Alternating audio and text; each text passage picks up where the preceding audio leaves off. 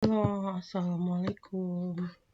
Kita ini di pelajaran yaitu pelajaran kewirausahaan ya. Perkenalkan, nama saya Marina Artiasa.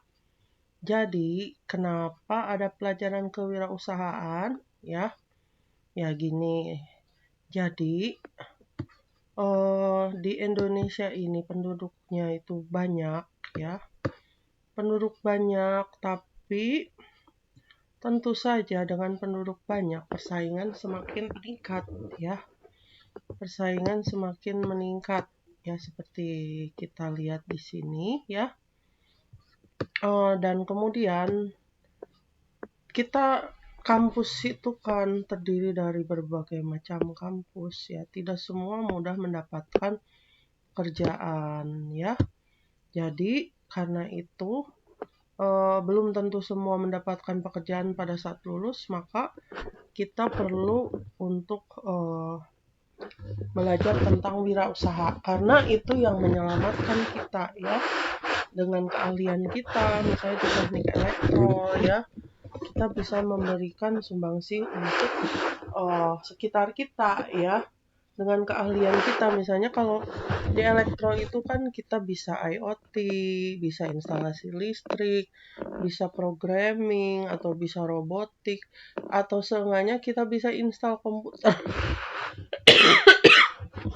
bisa ngetik aja, atau keterampilan skill-skill yang lainnya mungkin yang kalian punya gitu dan diperlukan oleh sekitar kita. Maka kita bisa memberikan sumbangsi gitu ya. Dan di sini elektro ini banyak dibutuhkan untuk sekitar kita ya, keteknikan. Tetapi dan untuk elektro itu insya Allah kalau lulus itu kecil kemungkinan bakal nganggur ya, kalau kalian punya skill ya. Seperti ibu dulu juga waktu lulus kuliah langsung usaha, wirausaha ya. Usahanya waktu itu ibu tuh buka rental komputer ya, di sekitar ibu itu waktu itu di IPB bukannya ya. Jadi sebelum lulus ya kalau nggak salah, bukan setelah lulus ya. Jadi keterampilannya itu tentunya pada saat itu memang belum seperti sekarang, tapi mungkin kalau zaman sekarang itu sangat lebih banyak dibutuhkan ya. Ya, jadi di sini ibu ke materi ya. Jadi kewirausahaan dalam bidang teknik elektro itu tentunya kombinasi antara inovasi teknologi dan strategi bisnis untuk menciptakan solusi yang bernilai ekonomi. Ya tentu kita bisa menghasilkan uang. Seorang wisatawan teknik wirausahawan ya. Teknik elektro harus mampu mengidentifikasi peluang pasar ya, di sekitar kita tuh yang dibutuhkan apa yang belum ada, misalnya yang kita bisa. Terus mengembangkan produk berbasis teknologi serta menjalankan bisnis dengan efisien dan berkelanjutan ya. Ya seperti ini, di gambar ini kita bisa melihat ya, ada IoT, terus ini orang ini mungkin sedang mengukur ya, terus ada energi terbarukan, ada mobil listrik, ada elektronik, ada solar panel, ada coding dan segala macam. Jadi ini menandakan bahwa kalian itu sangat dibutuhkan untuk sekitar. Nah, di sini ada konsep dasar kewirausahaan ya. Jadi kewirausahaan adalah proses menciptakan nilai melalui pengembangan produk atau jasa yang inovatif serta mengelola resiko dan ketidakpastian dalam bisnis.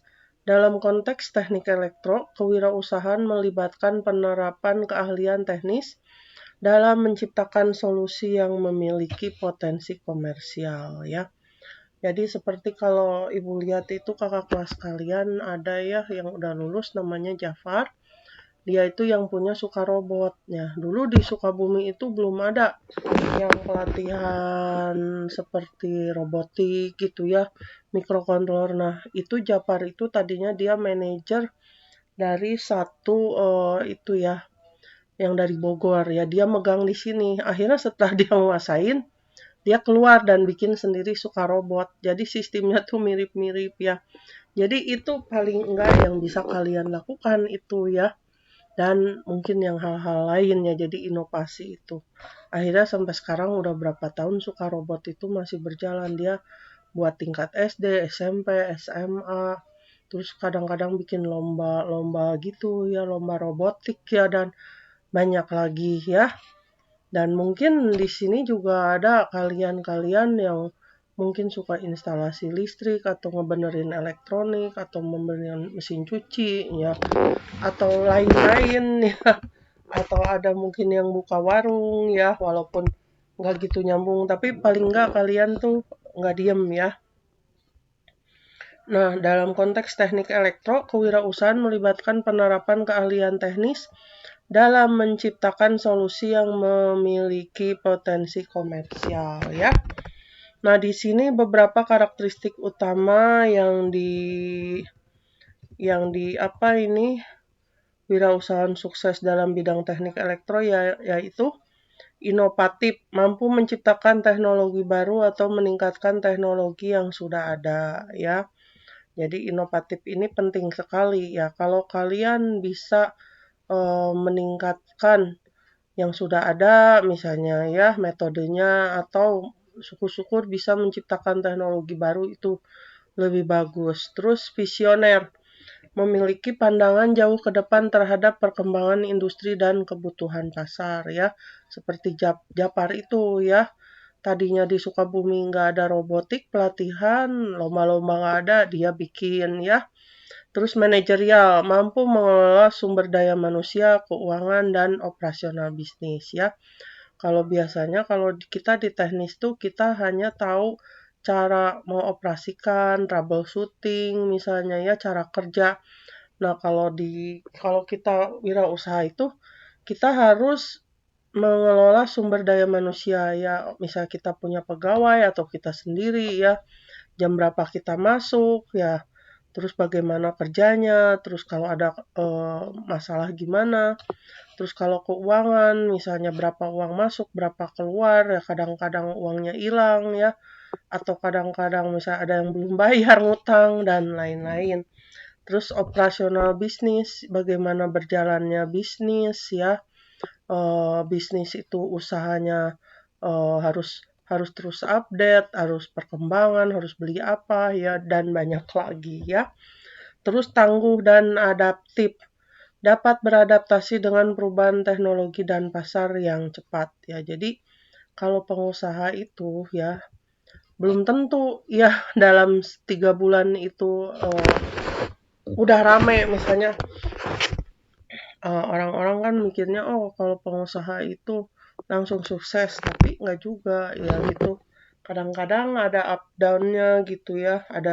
Kadang-kadang kalau kita maju nanti ada pesaing kita yang bikin sekitar kita. Nah, ya jadi terus ada lagi misal teknologi baru ya, pasar juga cepat berubah-berubah. Nah, ini emang tidak mudah, tapi kalian pasti bisa ya. Terus peluang kewirausahaan dalam teknik elektro ya.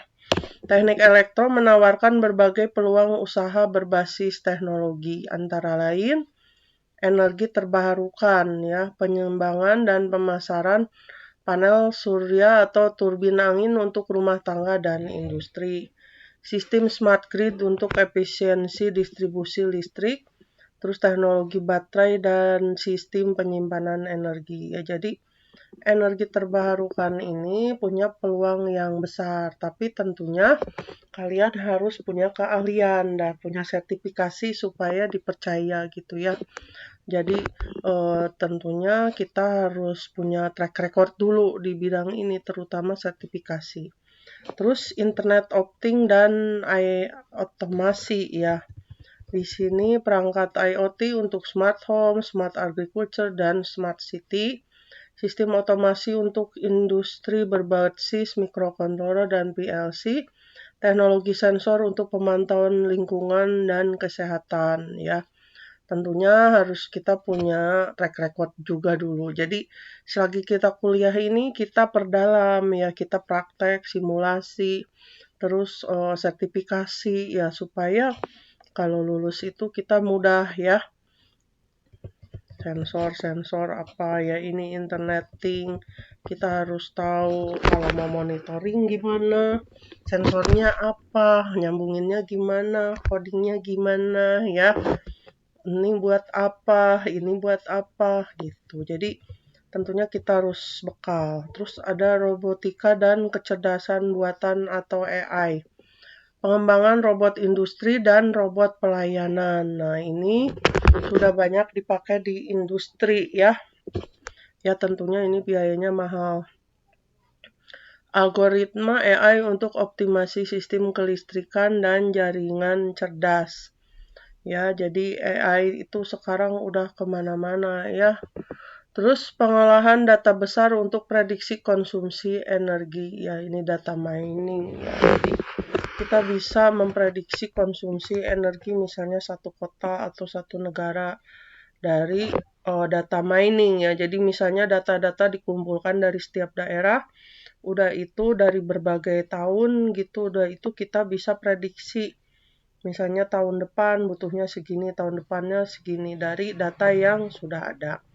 Terus sistem biomedis ya. Jadi biomedis itu adalah untuk kesehatan ya. Tetapi memakai berbagai sensor dan juga alat elektronik ya. Seperti misalnya EKG, ECG gitu, EEG gitu ya. Untuk memantau itu misalnya jantung, terus ada yang buat gelombang otak ya. Terus ada juga yang untuk otot kita. Jadi ada juga wearable teknologi untuk pemantauan kesehatan pasien secara real time ya. Jadi sekarang tuh udah memungkinkan seperti itu. Kalian bisa browsing di YouTube dan internet terus kalian belajar. Perangkat rehabilitasi berbasis teknik elektro dan AI ya. Jadi sekarang skripsi-skripsi tugas akhir udah ke arah sini ya. Penelitian juga udah banyak ya. Terus langkah-langkah membangun startup teknik elektro. Untuk membangun usaha berbasis teknik elektro berikut beberapa tahapan yang perlu dilakukan ya. Terus satu, identifikasi masalah dan kebutuhan pasar ya. Satu, melakukan riset pasar untuk mengetahui masalah yang dapat diselesaikan dengan teknik elektro. Tentunya ini kita harus sudah punya skill yang sesuai dulu ya. Terus menganalisis kebutuhan pelanggan dan tren industri ya. Jadi kita harus analisa dulu. Analisa. Terus pengembangan produk atau layanan. Merancang prototipe teknologi yang inovatif dan efisien. Ya. Jadi kita bisa merancang misalnya kita yang dari skala kecil dulu prototipe ya. Terus melakukan pengujian untuk memastikan kualitas dan keandalan produk ya. Terus kita terapkan. Nah, modal bisnis dan sumber pendanaan ya. Jadi sekarang tuh banyak sekali ya model-model bisnis gitu ya. Jadi kita nggak usah harus modal sendiri, asal kita punya skill dan bisa tanggung jawab ya. Kita punya tim lah gitu ya. Ada bisnis to bisnis, B2B, menjual produk atau layanan kepada bisnis lain. Contoh pemasok bahan baku, layanan perangkat lunak, atau konsultasi profesional. Terus ada bisnis to consumer, menjual langsung ke konsumen akhir, contoh e-commerce, restoran, atau aplikasi berbasis pelanggan ya. Jadi seperti Gojek gitu ya. Tapi ada GoFood, GrabFood gitu ya. Terus model lain yang dapat dipertimbangkan misal customer to customer seperti marketplace online ya, kita bisa jualan di Facebook atau di Shopee atau di mana, atau direct to customer di mana produsen menjual langsung ke pelanggan tanpa perantara ya. Jadi misalnya di Facebook nih kita ada barang yang kita suka lah, kita bisa COD misalnya ketemuan terus langsung bayar kan, tapi kan itu lewat Facebook atau lewat WhatsApp atau lewat mana ya. mencari sumber pendanaan ya, coba ya. Ini teh udah berapa? Masih itu.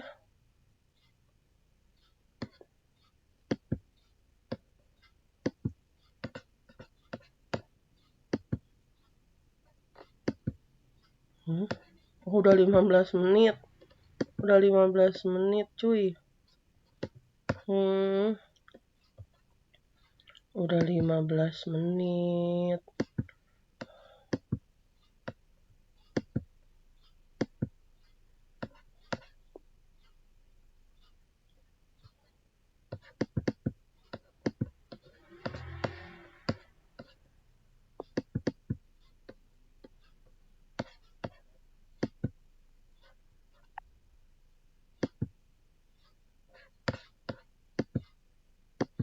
Oh, ada di sini. Ya, ya kita lanjutkan ya. Karena kita udah 15 menit ya. Jadi di sini ada angel investor, individu dan modal besar yang berinvestasi pada startup tahap awal dengan potensi pertumbuhan tinggi ya. Terus ada modal Ventura Capital, perusahaan investasi yang mendanai startup dengan potensi besar ya. Terus ada hibah riset dan teknologi ya, ini dari pihak kampus gitu ya. Tapi dia harus bikin penelitian, terus pendananya dari Cambridge-Tech, LPDP atau skema pendanaan internasional. Terus ada crowdfunding, menggalang dana dari masyarakat melalui platform seperti Kickstarter atau Indiegogo. Bootstrap, pendanaan mandiri menggunakan dana pribadi atau keuntungan bisnis. Ya, terus ada lagi 4 legalitas dan hak mengurus perizinan usaha dan regulasi yang berlaku, mengajukan paten atau hak cipta untuk melindungi inovasi teknologi. Jadi kalau kita bikin sesuatu, usahakan kita harus punya legalitas ya, kalau enggak nanti diambil orang ya, diaku-aku ya. Terus strategi pemasaran dan skalabilitas ya. Kalau sekarang itu gampang sekali pemasaran asal produk kita bagus ya. Kita bisa digital melalui media sosial dan website kita tawarkan.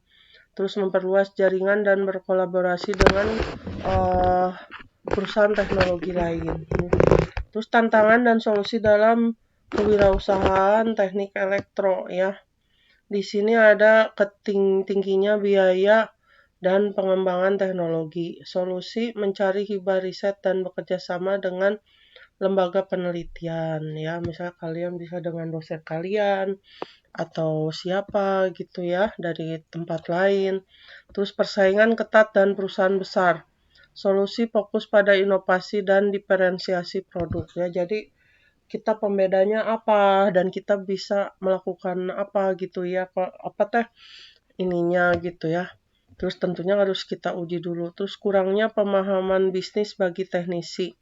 Solusinya kita mengikuti pelatihan manajemen bisnis dan kewirausahaan ya. Kesimpulannya, kewirausahaan dalam teknik elektro memberikan peluang besar bagi inovator untuk menciptakan solusi teknologi yang berdampak luas. Dengan kombinasi keahlian teknis, strategi bisnis, dan pemahaman pasar, wirausahaan teknik elektro dapat membantu startup yang sukses dan berkelanjutan. Baik, terima kasih semuanya. Assalamualaikum warahmatullahi wabarakatuh.